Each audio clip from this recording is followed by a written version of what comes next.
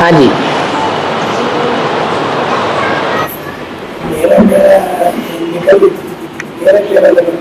है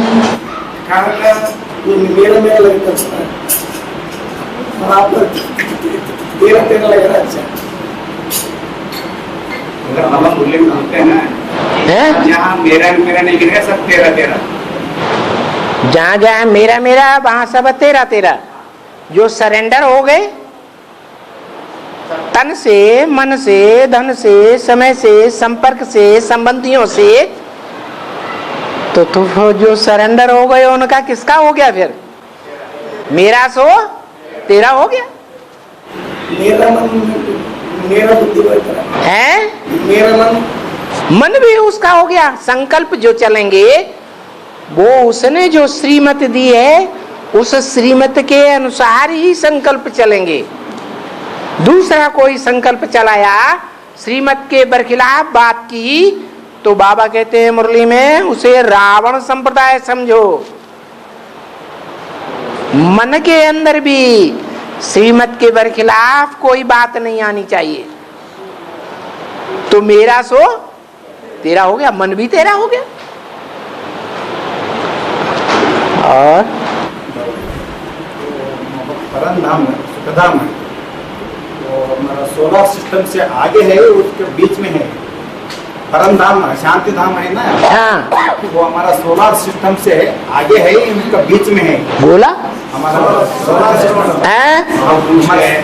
हाँ, उनका प्रश्न है कि परमधाम है ना, हाँ, पूछ रहे हैं कि चांद सितारों की जो दुनिया है ना, 5 विकारों की दुनिया, चांद सितारों की जो दुनिया है, चांद सितारों की दुनिया से उसके परे है या उससे पहले पूछ रहे हैं? सौर लोक, हाँ, सूरज का लोक, हाँ। जहाँ चांद सितारे हैं उस सूरज के लोक से भी पार, उसको कहेंगे सूक्ष्म वतन। क्या? वहां ये स्थूल दुनिया की बात बुद्धि में नहीं रहती है, मन बुद्धि आत्मा में। उसको कहते हैं सूक्ष्म वतन। सूक्ष्म वतन के 3 रूप। एक ब्रह्मा की स्टेज का सूक्ष्म वतन,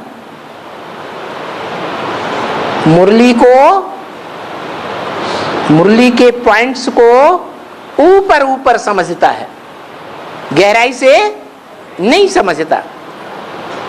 दूसरा है विष्णुलोक। वो विष्णुलोक कभी आधा है ब्रह्मा के तरफ। क्या? वैष्णो देवी जब निकलेगी तो निकलने से पहले आधा पहले ब्रह्मा की तरफ रहे या एडवांस पार्टी की तरफ होगी? निकलने से पहले ब्रह्मा की तरफ होगी। तो आधा है ब्रह्मा के वतन में और आधा है शंकर के वतन में। क्या? नहीं समझ में आया? माना लक्ष्मी वाली जो आत्मा है वो पहले ब्रह्मा कुमारी, किसकी कुमारी? ब्रह्मा की कुमारी। ब्रह्मा कुमार कुमारियों की चाल ही चलती, समझती।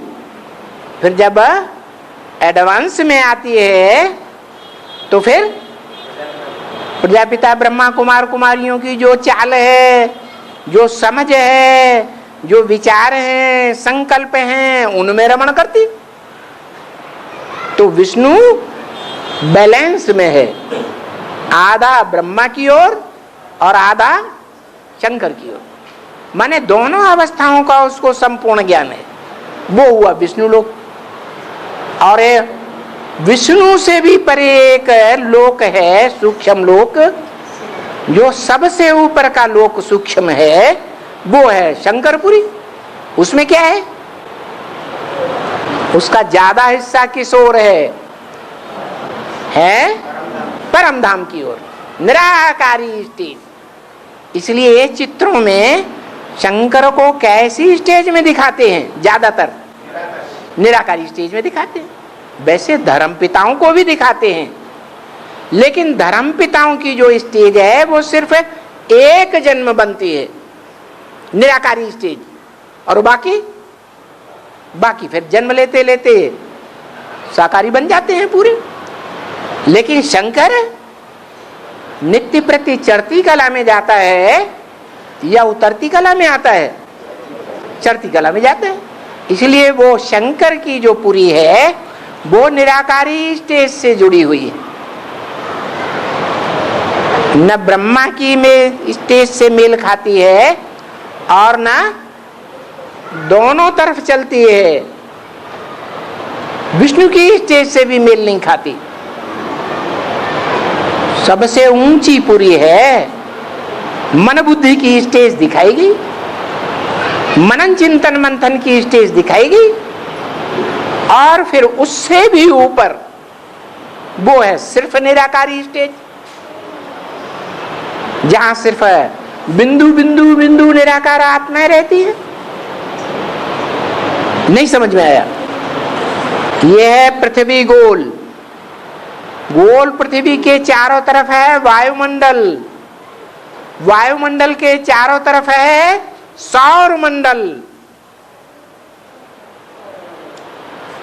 सौर मंडल के सूर्य का जो मंडल है जहां सूर्य की किरणें जाती हैं उससे भी पार सौर मंडल के चारों ओर परमधाम। ऊपर भी बुध ग्रह गुरु ग्रह ना ना ना, वो सौर मंडल के अंदर है।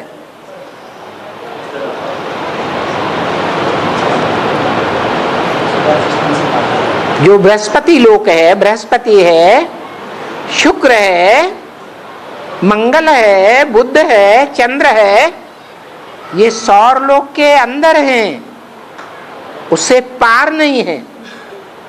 सौर लोक के पार हम लोगों की बुद्धि जाती है जब हम इस दुनिया को भूल जाते हैं और इस दुनिया से परे हमारी मनन चिंतन में बुद्धि चली जाती है। हमारी बुद्धि नई दुनिया को याद करती है, परमधाम की निराकारी स्टेज में जाती है, या तो सेवा के फील्ड में रहती है।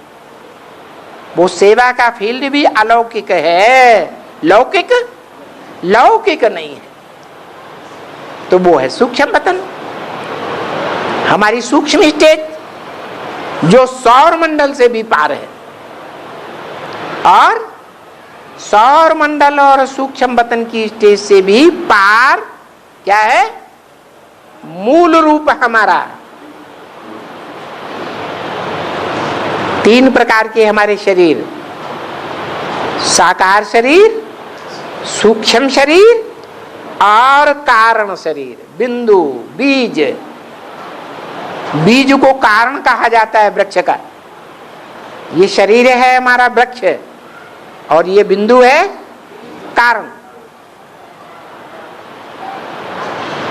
और आगे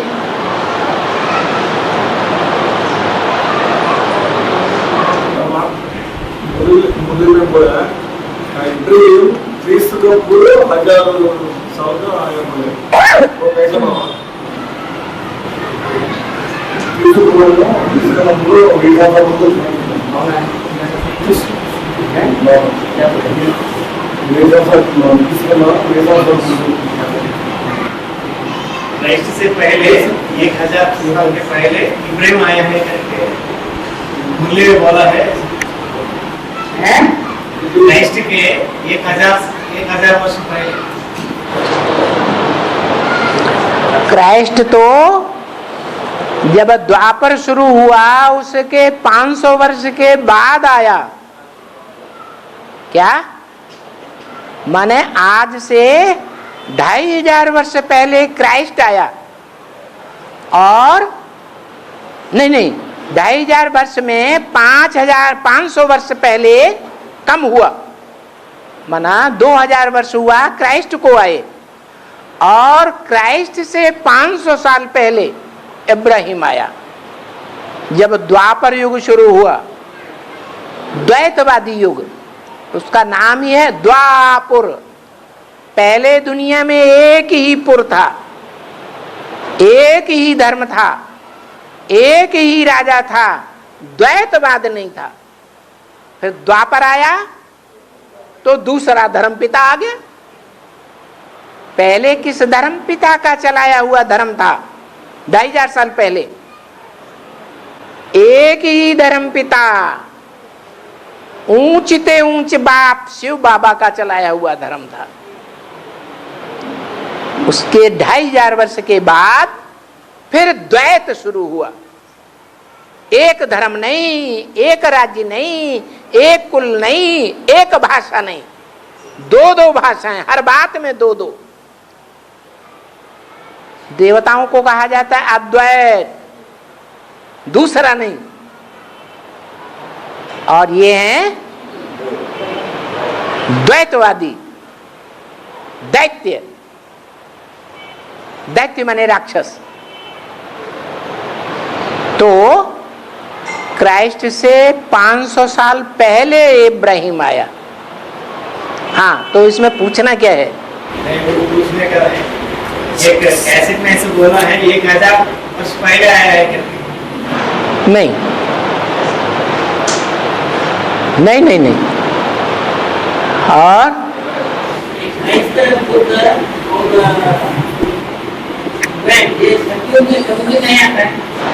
इनके आधार मूर्त आते हैं, इनके बीज रूप आते हैं, लेकिन जो ऊपर से आने वाली आत्मा है, धर्म पिता असली, वो आत्मा सतयुग और त्रेता में नहीं आती है। वो जिसमें प्रवेश करती है वो आता है सतयुग में, और उसको जन्म देने वाला बाप माना वो बीज रूप आत्मा भी सतयुग में आती है। लेकिन ऊपर से आने वाली आत्मा जो है वो सतयुग त्रेता में नहीं आती। और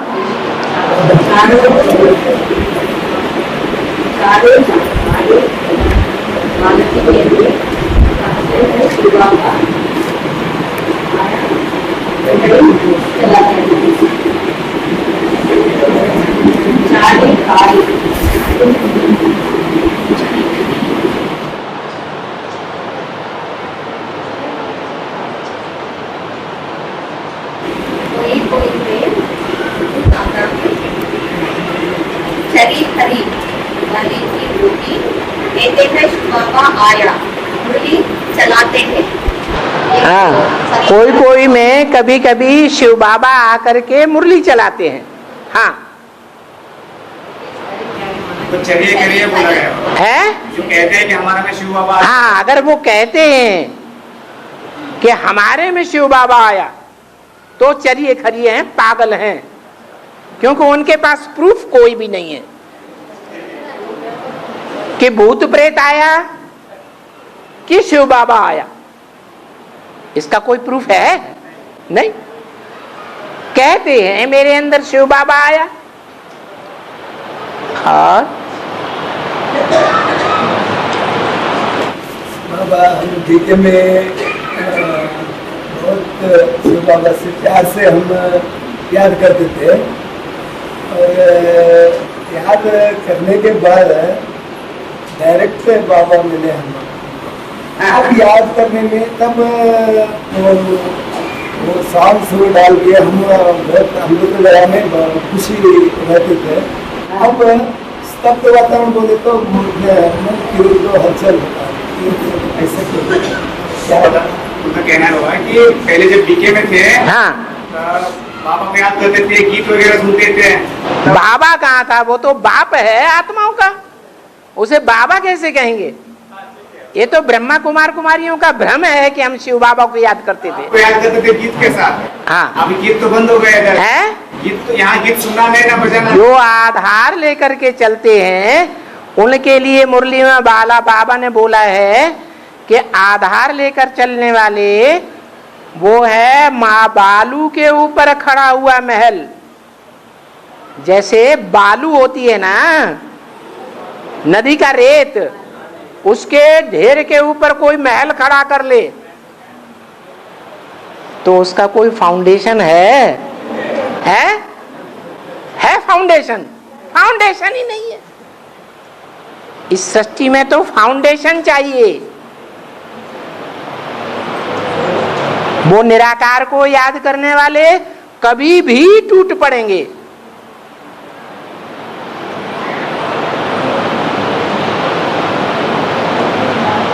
आधार लेकर नहीं चलना है। राजा किसी के आधार पर राजा बनता है कि अपनी शक्ति से राजा बनता है?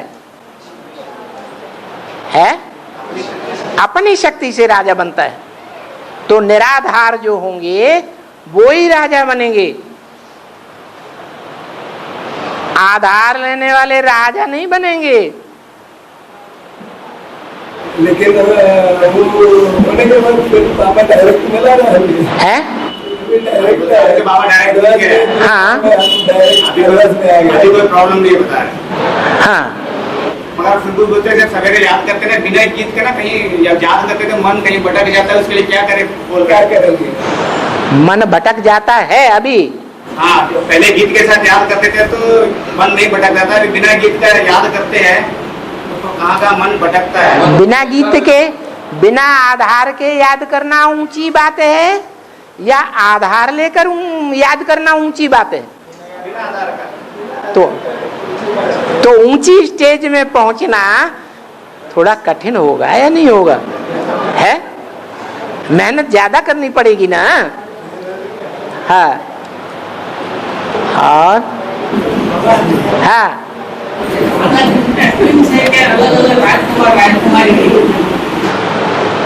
हाँ,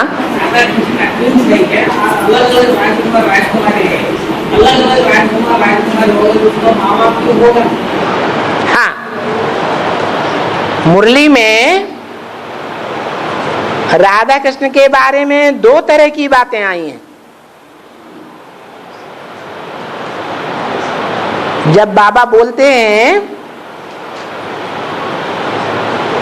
कि राधा कृष्ण जो हैं वो अलग अलग राजधानी के थे,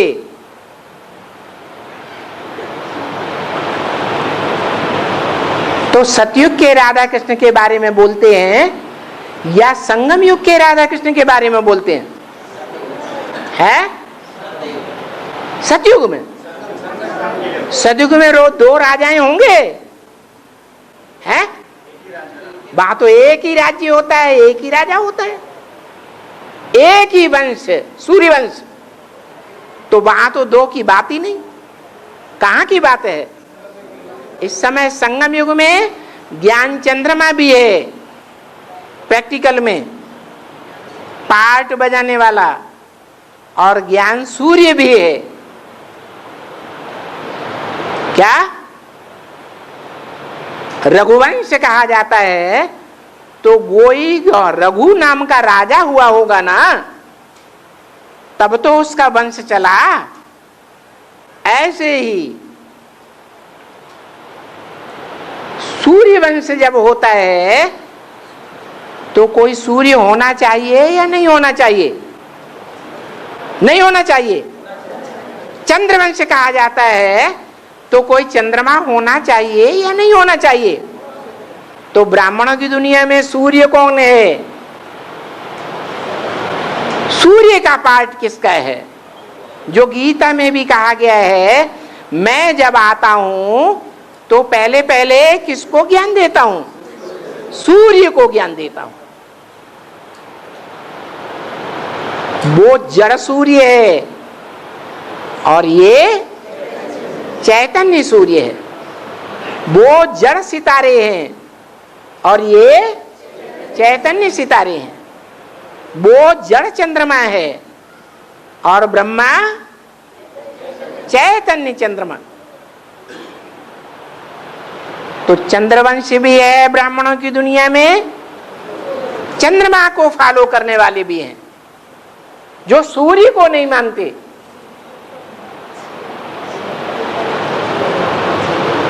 और किसी को नहीं मानते। महात्मा बुद्ध की बातों को नहीं मानेंगे, क्राइस्ट की बातों को भी नहीं मानेंगे। किसकी बात मानते हैं? चंद्रमा की बातें मानेंगे, चंद्रमा को फॉलो करेंगे। वो है चंद्रवंशी।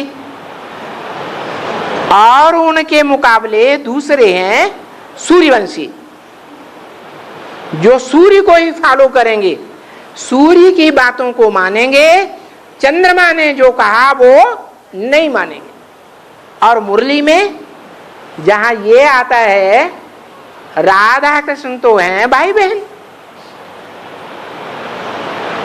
क्योंकि सतयुग में राधा कृष्ण एक माँ बाप से पैदा होंगे या सतयुग में अलग अलग माँ बाप से पैदा होंगे? एक माँ बाप से पैदा होंगे। तो वो बात ब्रह्मा की बुद्धि की है या ज्ञान सूर्य ने ये बात बोली है? सतयुग में बुद्धि ब्रह्मा की रहती है या शिव बाबा की बुद्धि सतयुग में रहती है? ब्रह्मा की बुद्धि सतयुग में रहती है। और ज्ञान सूर्य शिव बाबा हमको सतयुग से भी ऊंची स्टेज कहां होती है? संगम युग में। तो वो संगम युग में हमको देवता बनाता है मनुष्य से। ब्रह्मा तो सतयुग में जन्म लेकर के मनुष्य से देवता बनता है। देवता भी नहीं बनता डायरेक्ट, पहले प्रिंस बनेगा फिर राजा बनेगा।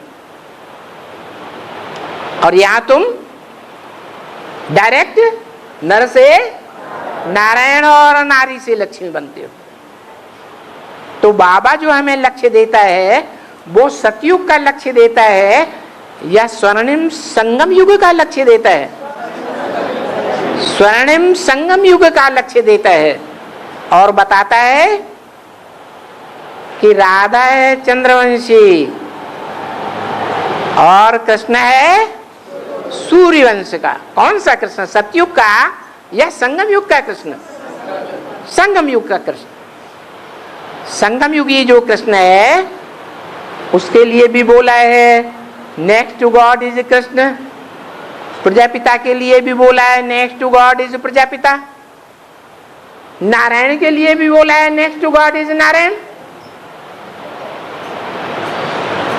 तो ये नारायण और संगम युगी कृष्ण, ये प्रजापिता, ये एक ही हस्ती है या अलग अलग हैं? एक ही हस्ती है। तो संगम युगी कृष्ण जो है वो ऊंच कुल का, और चंद्रवंशी राधा उसके मुकाबले सेकेंडरी कुल है या सबसे ऊंचा कुल है? सेकेंडरी कुल है। इसलिए बाबा मुरली में बोलते हैं कि बड़ी मुझ हो गई है, मुझान हो गई है कि दोनों कुल मिलकर के एक कैसे बने, जो सतयुग में एक धर्म एक राज्य हो। हमारा लक्ष्य क्या है? एक धर्म एक राज्य स्थापन करना या अलग अलग राजाओं का राज्य स्थापन करना? तो ब्राह्मणों की दुनिया में तो ये दो कुल हो गए, एक चंद्रमा को फॉलो करने वाले चंद्रवंशी और एक सूर्य को फॉलो करने वाले सूर्यवंशी, एडवांस ज्ञान लेने वाले, ऊंची पढ़ाई पढ़ने वाले। तो दोनों कुल अलग अलग हैं। अब राधा और कृष्ण मिलकर के कैसे होंगे? शास्त्रों में जिस कृष्ण की सारी बातें आई हैं, सारी महिमा आई है, वो सतयुग के कृष्ण की महिमा है या संगम युगी कृष्ण की महिमा है? संगम युगी कृष्ण की महिमा है। शास्त्रों में सारी बातें संगम युग की हैं। तो संगम युग में सूर्यवंशी कृष्ण और चंद्रवंशी राधा दोनों अलग अलग कुल में पल रहे हैं। वो दोनों मिलकर के एक कैसे हो, ये बड़ी भारी मुझान है। कोई तो कहते हैं मिलेंगे क्योंकि मुरली पे विश्वास है, कोई कहते हैं ये नहीं हो सकता, ये बीके पीवी के आपस में कभी मिलकर के एक नहीं होंगे। तो बड़ी भारी मुझान हो गई है। और हाँ जी,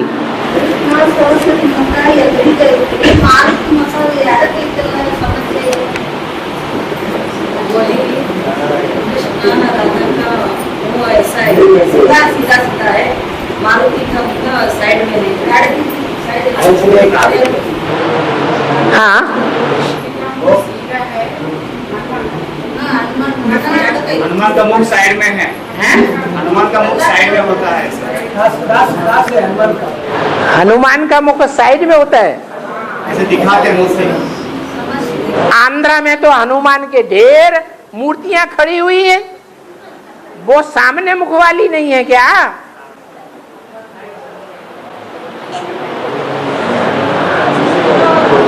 और बाप भी है बाबा में है कृष्ण जन्मों के हमारे सारे आत्माओं का एक बार आपने माफ कर दे दो, कोई काला नहीं तो आत्माओं के आपका सामने तो हम सारे आत्मा है, कृष्ण जन्मों की कोई आत्मा में पड़ा रहता ना। समझ में आया क्या पूछ रहे?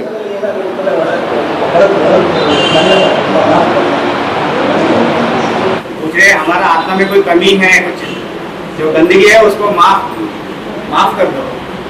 माफ कर दे? अरे अपनी आत्मा अपना मित्र अपना शत्रु खुद है या कोई दूसरा मित्र शत्रु है? अपनी आत्मा अपना ही मित्र है। हम पुरुषार्थ करके बाबा को याद करके अपनी सारे पापों को 63 जन्म के पापों को भस्म कर सकते हैं। इसमें कृपा करने की मांगने की बात नहीं है, कोई माफ नहीं कर सकता। शिव बाबा भी इसमें कुछ नहीं कर सकता। शिव बाबा तो बताते हैं मैं इस जन्म की कोई प्राप्ति तुमको देने नहीं आया हूं, मैं तो भविष्य 84 जन्मों के लिए तुमको सारी तुम्हारी आत्मा के लिए प्राप्ति कराता हूं। इस शरीर के लिए कुछ भी सुख दुख होता है तो वो तुम्हारे पूर्व जन्म का फल है जो तुमको ही भुगतना है। इसमें मैं कोई भी वरदान नहीं दे सकता। मेरे द्वारा माफ करने की तो बात ही नहीं है।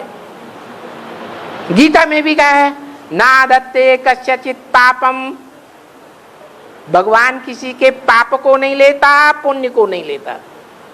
ये पाप पुण्य हमको खुद ही भुगतने हैं, भगवान की कृपा की बात नहीं है। ये भक्ति मार्ग में कृपा होती है, गुरु जी कृपा कर दे। और ये जो बीके से एडवांस में आते हैं, कुछ ऐसे बुजुर्ग माताएं होती है और कुछ बुजुर्ग भाई, उनको यादाश्त इतनी अच्छी नहीं होती है, तो मगर त्रिमूर्ति में जो शिव बाबा का पाठ करे उनको याद रहता है। बाकी मूर्तियों का जो पाठ है, बाकी जो मूर्ति है ना, जो एक ही के आदि में जो बच्चे थे त्रिमूर्ति का पाठ करे उनके नाम क्या है और इस जन्म में क्या नाम है, तो जब कंप्यूटर में भर्ती होने के बाद उनसे प्रश्न पूछा जाता है, कोई जवाब दे पाता है, कोई नहीं दे पाता है। तो मगर शिव बाबा का पाठधारी हो गया, उनको वो पता रहता है। निश्चय तो बैठ गया, तो मुख्य निश्चय किस बात का होना चाहिए? आपके ऊपर निश्चय है। बस बाप को पहचाना है, माना बाप का बच्चा है या नहीं है। बस मैं आत्मा बाप का बच्चा, ये मेरा बाप, तो वर्षा मिलेगा या नहीं मिलेगा? बस बाबा ने कहा अगर बाबा के याद है और सब कुछ तो भूलना ही है, सब कुछ भूलना है कि नहीं भूलना है, तो वर्षा क्यों नहीं मिलेगा आत्मा को? और पाताल लोक का बोलते, पाताल भूलोक है और नीचे अंदर है, पाताल लोक का एक बोल के बोलता है, झूठ है सच है। पृथ्वी गोल है, पृथ्वी क्या है? गोल है। इस तरफ भारत है तो इस तरफ अमेरिका है। क्या भारत में सूर्य चमकता है तो इधर पाताल में अंधेरा है, और सूर्य चमकते चमकते पृथ्वी जब घूमती है तो ये हिस्सा सूर्य के सामने आ जाता है अमेरिका का। रुको नहीं, अर्जुन स्नान करने का टाइम है। ओहो समझो तो पाताल क्या है? पाताल जो है वो नीचे स्टेज दिखाई गई, और स्वर्ग ऊपर दिखाते हैं या पाताल में दिखाते हैं? ऊपर दिखाते हैं।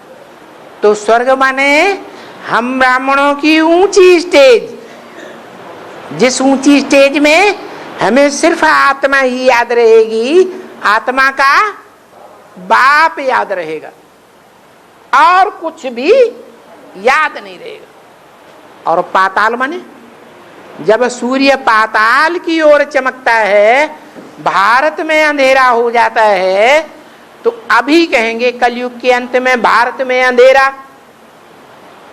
वो पाताल के लोग ज्यादा ज्ञान उठाते हैं, ज्यादा बुद्धिमान हैं, या भारत के लोग ज्यादा बुद्धिमान? भारत बुद्धिमान है? भारत के बुद्धिमान हैं? बुद्धिमान हैं या अंधेरे में है? अंधेरे में है, ज्यादा विकारी हो गए। वो जो हैं पातालवासी, जो राक्षस हैं, सारी दुनिया को भस्म करने के चक्कर में हैं, एटम बम बना के, वो राक्षस है सोझरे में है। उनकी बुद्धि ज्यादा तीखी है। वो ज्यादा सुखी हैं या दुखी हैं? बोलो, सुखी हैं। तो जहां सूर्य चमकता है वहां सुख होता है, ज्ञान होता है, और जहां सूर्य नहीं चमकता है वहां अंधेरा हो जाता है, अज्ञान का अंधेरा। अभी भारत सारा ज्ञान अंधकार में डूबा हुआ है। अभी घोर अंधकार की रात्रि होने वाली है सारे भारत में। ब्राह्मणों की दुनिया में भी घोर अंधकार की रात्रि होने वाली। ऐसी रात्रि होगी जिसमें हम अपनी आत्मा को भूलेंगे, आत्मा के पार्ट को भी भूलेंगे कि हम सूर्यवंशी हैं कि चंद्रवंशी हैं कि क्या वंशी हैं, और अपने बाप को भी भूल जाएंगे। माया ऐसा घोर अंधकार फैलाएगी, फाइनल पेपर लेगी। आखिरी एक सूर्य ही बचेगा। जो 8 हैं अष्टदेव, वो भी थोड़े समय के लिए अंधकार में आ जाएंगे, माया की गिरफ्त में। उनको भी माया नहीं छोड़ती।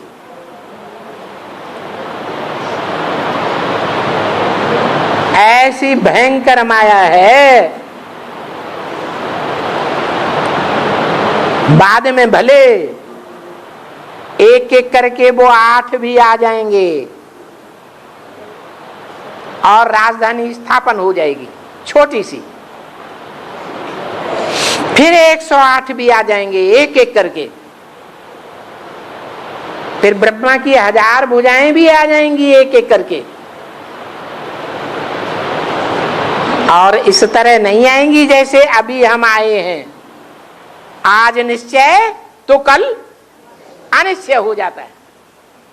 उस समय जो आएगा बाप को पहचानेगा, जो इन आंखों से देखेगा, जो कानों से सुनेगा, उसको पक्का निश्चय हो जाएगा कि पक्का पक्का इस सृष्टि पर भगवान बाप आ गया।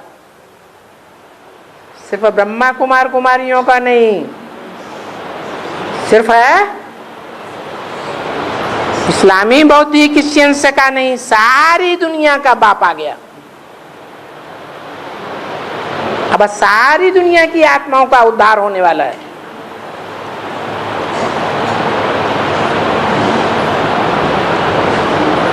स्थापना, विनाश, और फिर जो स्थापना हुई है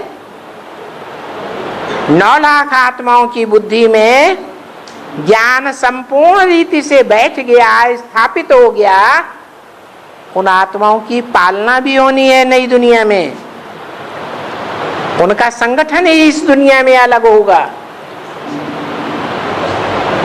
नरक की दुनिया के बीच स्वर्ग का वर्षा देने वाला आया हुआ है।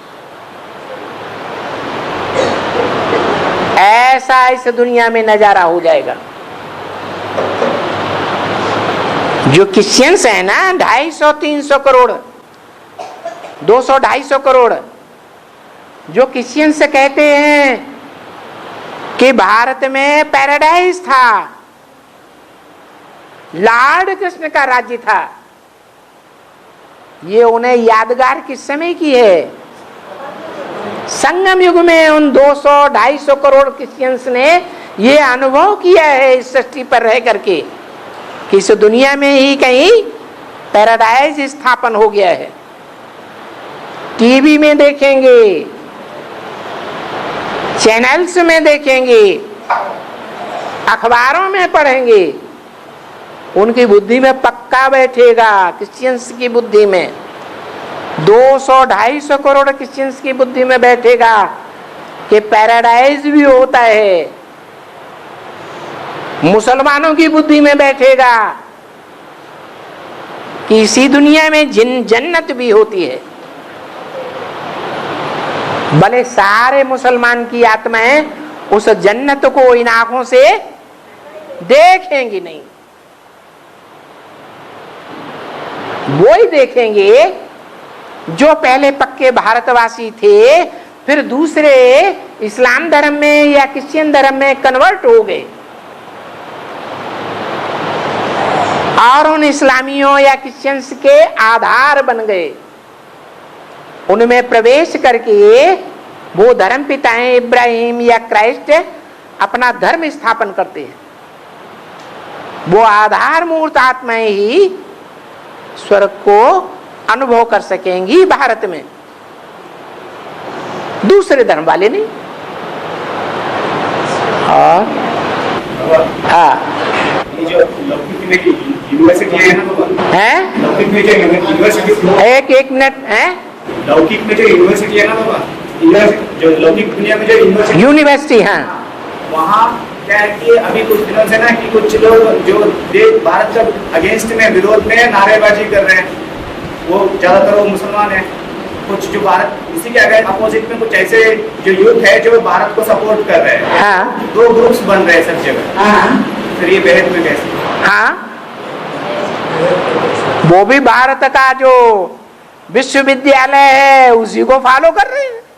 यहाँ भी तो 2 ग्रुप बन गए ब्राह्मणों के, बने कि नहीं? एक ग्रुप दूसरे ग्रुप का अपोजिशन कर रहा है, यहाँ भी ऐसे ही है। और परमात्मा से दुख आता सुख करता है बाबा, दुख करता माना किस तरह की दुख बाबा? भगवान सुख करता है, दुख हरता है। दुख हरता माने हरण कर लेता है दुख का। किस तरह की दुख? श्रीमत दे करके कि ऐसी मत पर तुम चलोगे तो तुमको यहाँ संगम युग में ही सुख मिलेगा। ये श्रीमत दे करके वो सुख करता है, और जो श्रीमत पर नहीं चलते हैं उनको दुख मिलता है। इसी संगम युग में दुख का अनुभव करते हैं। नहीं तो संगम युग है मौजों का युग। क्या अगर कोई लगातार श्रीमत पर चलता है तो उसके लिए दुख नजदीक नहीं आ सकता, उसकी आत्मा दुखी नहीं हो सकती। शरीर भले बीमार पड़ जाए लेकिन आत्मा में खुशी की लहर आती रहेगी, या दुख आएगा, खुशी की लहर आती रहेगी। तो भगवान की श्रीमत के आधार पर सुख, और श्रीमत का आधार न लेने पर दुख होता है। इसलिए कहा गया है कि वो सुख करता है और दुख हरता है। किसके लिए? जो श्रीमत पर चलते हैं। उनका दुख हरता है, उनका सुख करता है। जो श्रीमत पर नहीं चलते उनको दुख महसूस होता है। बोला है श्रीमत पर न चलने वाले बीमार, धीमार, दुखी, रोगी, परेशान रहेंगे। मुरली में बोला। कौन रहेंगे? है परेशान, दुखी, रोगी कौन रहेंगे? श्रीमत पर न चलने वाले। जो श्रीमत पर चलने वाले हैं, पक्का पक्का श्रीमत पर चलेंगे, पक्का पक्का श्रीमत की हर बात को मानेंगे, वो दुखी नहीं हो सकते। जैसे प्रहलाद भगवान को मानता था या हिरण्यकश्यप भगवान को मानता था? तो प्रहलाद को दुनिया वालों ने और बाप ने इतना दुख दिया, वो दुखी हुआ है? पहाड़ से नीचे डाल दिया, दुखी हुआ नहीं हुआ।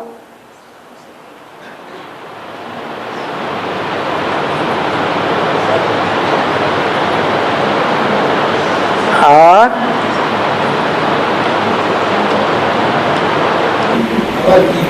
श्लोक है हाँ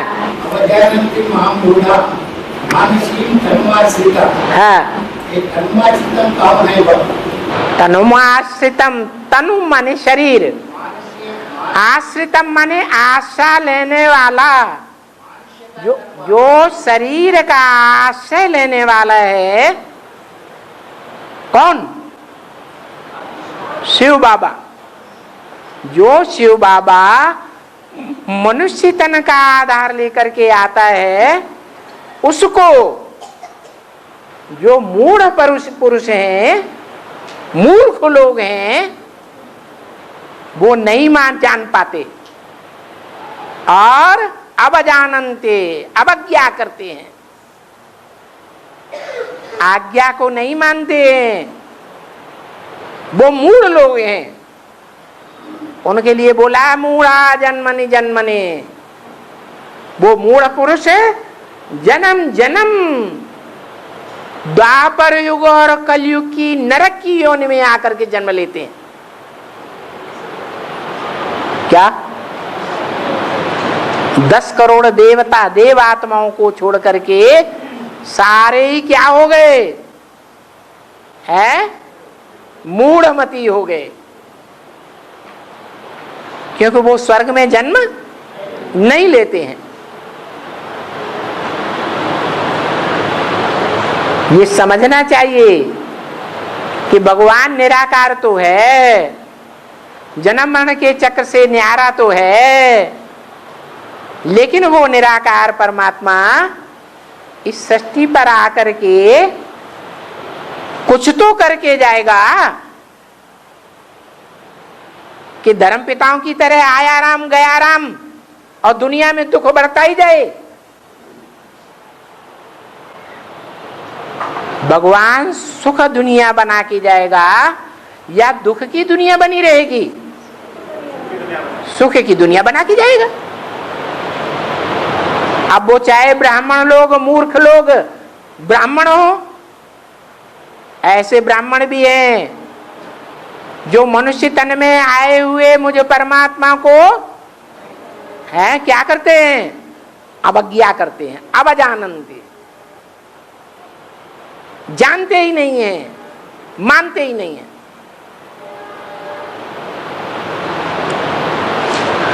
और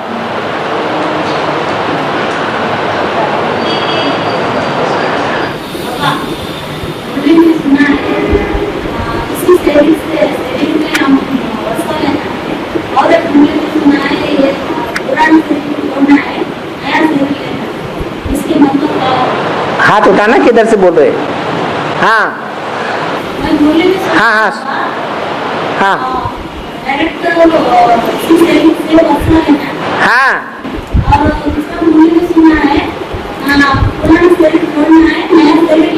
हाँ जी, इसका मतलब क्या है? इसका मतलब यही है कि जैसे आज के डॉक्टर लोग पूरे शरीर की सर्जरी कर देते हैं, प्लास्टिक सर्जरी करते हैं या नहीं करते हैं? इंदिरा गांधी की पब्लिक ने पत्थर तोड़ के नाक तोड़ दी, सारा मुंह खराब कर दिया। इंदिरा गांधी ने सर्जनों के पास जाकर के सर्जरी करा ली, प्लास्टिक सर्जरी करा ली। तो आज के जो मनुष्य डॉक्टर हैं वो प्लास्टिक सर्जरी करके नया शरीर बना देते हैं। तो जो भगवान सर्जनों का सर्जन है वो नया शरीर नहीं बनाएगा। मुरली में तो बोला है, मैं तुम्हारी आत्मा और इस शरीर रूपी नैया जिसमें तुम्हारी आत्मा बैठी हुई है, दोनों का खिवैया हूं। मुरली में बोला क्या? तुम्हारी आत्मा को भी पार ले जाऊंगा, नरक की दुनिया के पार, इस दुख की दुनिया से पार सुख की दुनिया में छोड़ूंगा। और तुम्हारे शरीर को भी, कि जो शरीर सड़ता जाता है, सड़ता जाएगा जब तक 500 करोड़ की दुनिया खत्म नहीं होगी। 500 करोड़ की दुनिया के गंदे वाइब्रेशन के बीच जब तक हम रहते हैं तब तक ये शरीर सड़ता जाएगा। फिर जब इस दुनिया का विनाश हो जाएगा तो तुम्हारे शरीर सरसब्ज हो जाएंगे। उन सरसब्ज हुए शरीरों में आत्मा परमधाम से आकर प्रवेश करेगी। बर्फ में जो शरीर बर्फ के अंदर दबे हुए होंगे योग बल की ताकत से, वो शरीर तुम्हारे सरसब्ज हो जाएंगे, नए शरीर बनेंगे। और इसी दुनिया में बनना है, ऐसे नहीं कि सतयुग में बनेंगे। और बाबा जो शरीर की जो बीमारियां जो भी फैल रही बढ़ रही है ना, बढ़ती रहेंगी, बढ़ रही है ना, दिन दिन रात में बढ़ रही है। हाँ। ये हर एक अपना कर्म हो गए या और जो वाइब्रेशन गंदे वाइब्रेशन फैल रहे उसका भी एक कारण है। वाइब्रेशन का ही असर पड़ता है। हमने पूर्व जन्म में ऐसे कर्म किए हैं, प्रकृति को पॉल्यूट किया है, तो प्रकृति हमको ऐसे वाइब्रेशन में जन्म दे दिया।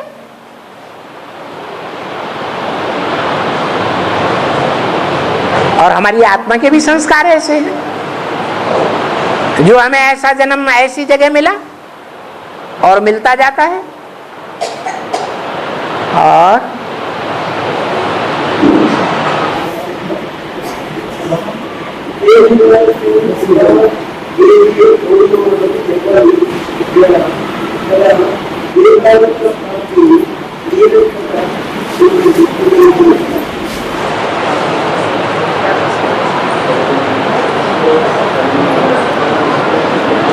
ये आगे वालों ने कुछ नहीं समझा।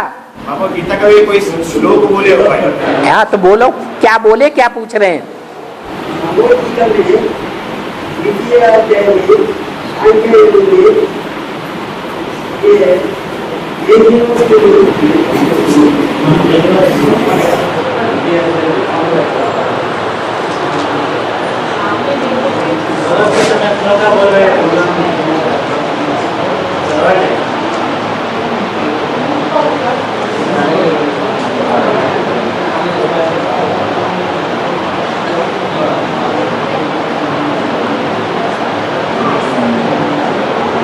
हाँ जी, हाँ जी, बोलो। यथा देहे कौमारं यौवनं जरा हाँ तदा देहांतर प्राप्तिः दीनस्तत्र न मुह्यते।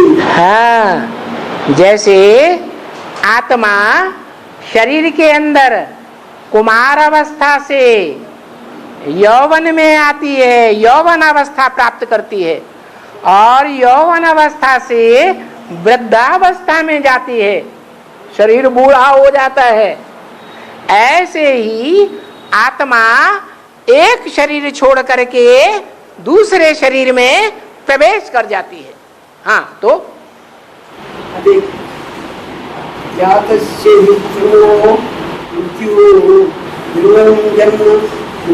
मृतस्य च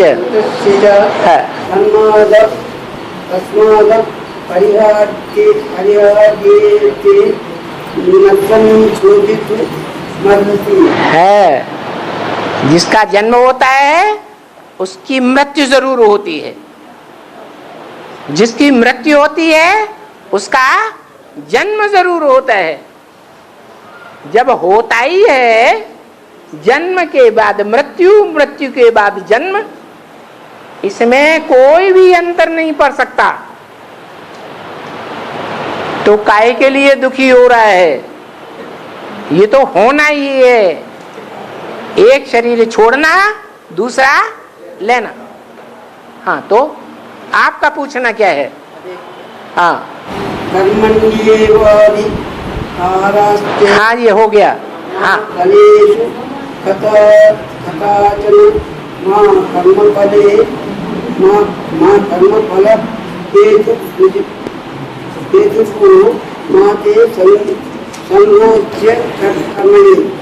तेरा कर्म करने में ही अधिकार है, कर्म के फल का अधिकार नहीं है। उदाहरण के लिए, कोई सारे जीवन एक धंधा करता है, मान लो कपड़े का धंधा करता है या खेती का धंधा करता है, और वो कभी भी उसमें सफल नहीं होता। उसके लिए कहा तेरा कर्म करने में ही अधिकार है, उसका फल पाने का अधिकार नहीं है। क्यों? क्योंकि जो कर्म तू कर रहा है उसका कनेक्शन पूर्व जन्मों से है। पूर्व जन्मों में अगर तूने सुकृत किए हैं, अच्छे कर्म किए हैं, तो इस जन्म में तेरे को कर्म का अच्छा फल जरूर मिलता है। और पूर्व जन्म में अगर खराब कर्म किए हैं तो इस जन्म में तू कितना भी प्रयास कर, कितना भी अच्छा कर्म कर, लेकिन उस कर्म का फल तेरे को नहीं मिलेगा। इसलिए कर्म करने में ही तेरा अधिकार है। उसका फल पाने के लिए तू लड़ाई झगड़ा भगवान से मत कर कि मैंने इतनी मेहनत की और सारी जिंदगी मेहनत करने पर भी मेरे को कुछ भी प्राप्त नहीं हुआ। हाँ,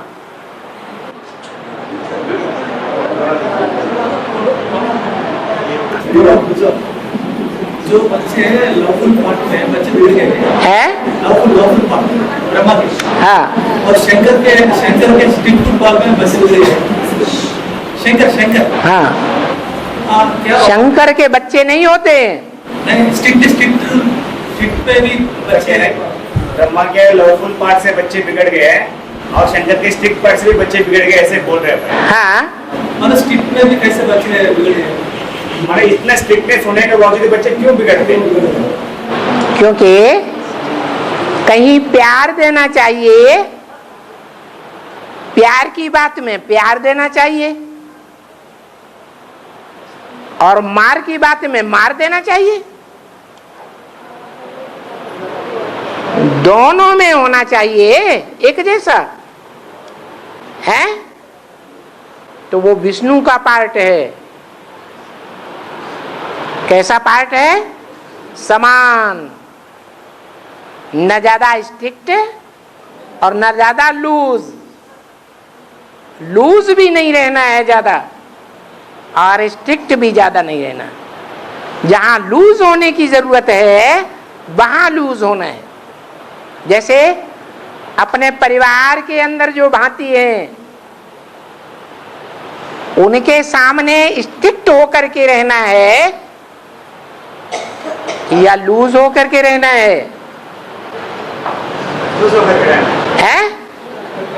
अपने परिवार के बीच में सहानुभूति से काम लेना है या धर्मराज बन के बैठना है, सहानुभूति से का। और जो बाहर के हैं, विदेशी हैं, विधर्मी हैं, पता चलता है ये राक्षसी स्वभाव के हैं, उनके लिए स्ट्रिक्ट होकर के रहना।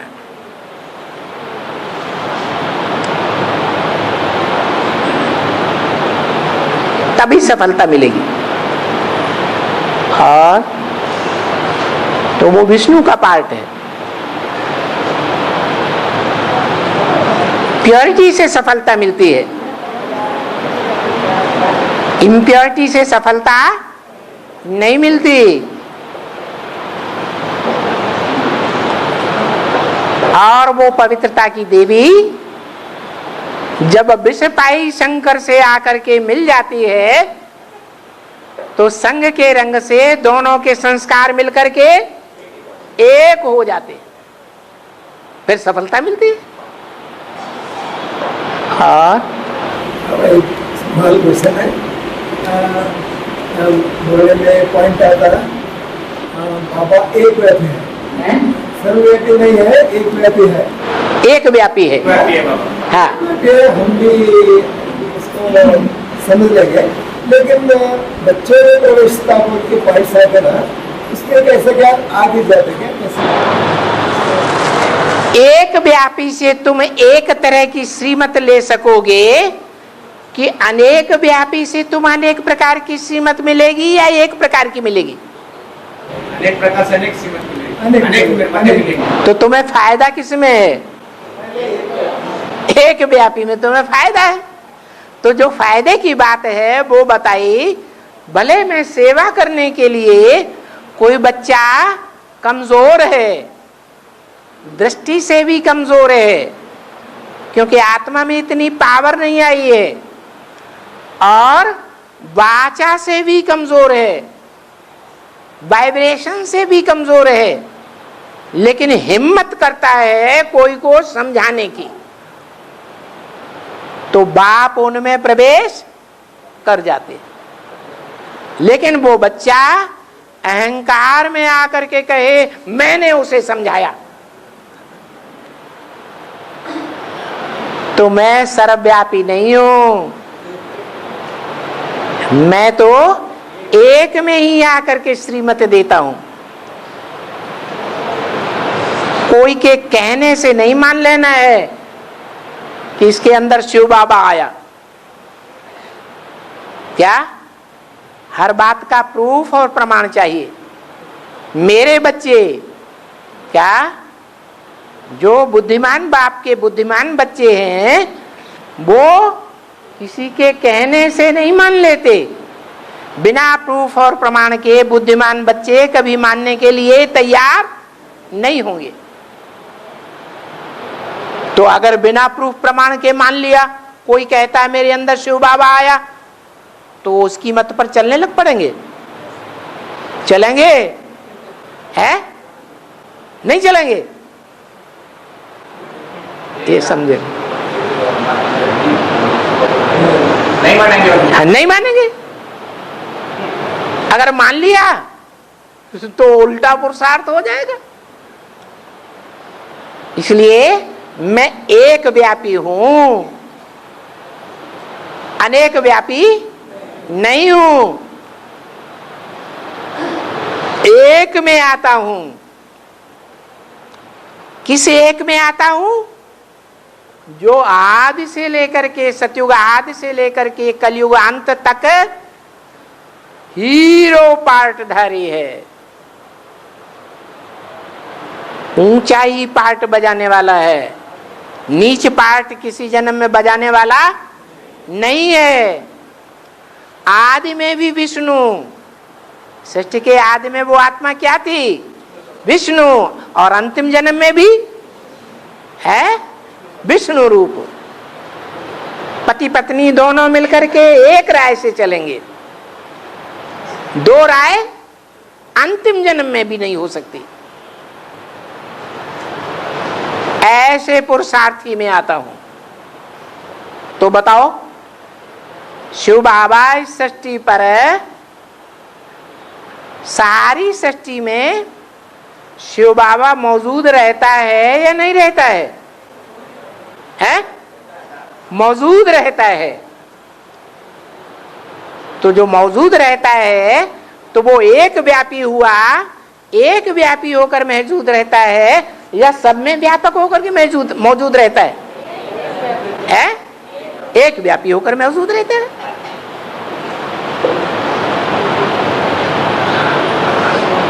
उसी में मैं आता हूं, ऐसे नहीं। अभी हिम्मत करता है, सतो प्रधान स्टेज है और कल तमो प्रधान बनता है तो हिम्मतहीन हो जाता है। आज माया की छोटी छोटी परीक्षाएं हो रही हैं तो हिम्मत है, और कल फाइनल पेपर होगा तो धाम। ऐसों में नहीं आता हूं मैं, पत्थर में ठिक्कर में नहीं आता हूं, माने पत्थर बुद्धियों में नहीं आता हूं।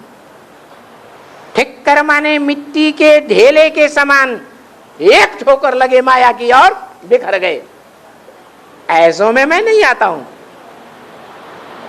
जो आदि से लेकर के और अंत तक माया के फाइनल पेपर में भी माया से हार नहीं खाएगा, मैं उसी में आता हूं। तो सर्वव्यापी हुआ या एक व्यापी हुआ? कैसे मानेंगे? कहने से मान लेंगे या प्रूफ प्रमाण चाहिए? अरे प्रूफ प्रमाण चाहिए ना। तो प्रूफ प्रमाण उस एक के मिलेंगे, एक नहीं हजारों प्रूफ प्रमाण मिलेंगे। लेकिन और जो कहते हैं मेरे अंदर शिव बाबा आया, वो कोई प्रूफ और प्रमाण नहीं है। सुनी सुनाई बातों से भारतवासियों ने दुर्गति पाई, तो किसी के कहने से मान लिया कि उसके अंदर शिव बाबा आया, दूसरे ने कहा मेरे अंदर आया, उसे भी मान लिया, तीसरे ने कहा मेरे अंदर आया, उसको भी मान लिया। तो भारतवासी दुर्गति को पाते हैं सुनी सुनाई बातों के आधार पर। हमें एक की सुनना है या अनेकों की सुनना है? एक से ज्ञान सुना तो अब व्यभिचारी ज्ञान, और अनेकों की बातें सुनी तो ज्ञान व्यभिचारी हो जाएगा, वैश्या और लंपट बनाई देगा, अनिश्चय बुद्धि बन जाएंगे।